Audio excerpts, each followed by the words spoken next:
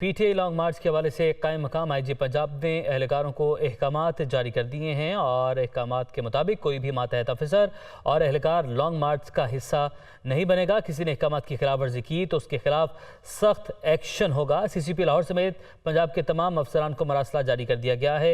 मुदस्सिर हुसैन हमारे साथ मौजूद हैं। मुदस्सिर बताएगा क्या जो है अहकामात जारी किए गए हैं। जी बिल्कुल, गुजरात पुलिस के लॉन्ग मार्च में शिरकत के बाद कायम मकाम आईजी पंजाब कमर शारिक ने बड़ा हुक्म जारी किया है। कायम मकाम आईजी पंजाब कमर शारिक ने हुक्म जारी किया है कि कोई भी अफसर और एहलकार लॉन्ग मार्च का हिस्सा नहीं बनेगा। किसी ने अहकामात की खिलाफवर्जी की तो सख्त एक्शन होगा।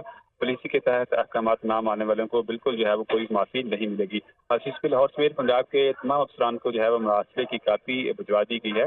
जारी की गई मरासले में कहा गया है कि मुताबिक अफसरान और एहलकार लॉन्ग मार्च की ड्यूटी के दौरान यूनिफॉर्म के तकद्दुस को जो है वो कायम रखें। कोई मुताबिक अफसर और एहलकार जो है वो नाराबाजी भी नहीं करेगा।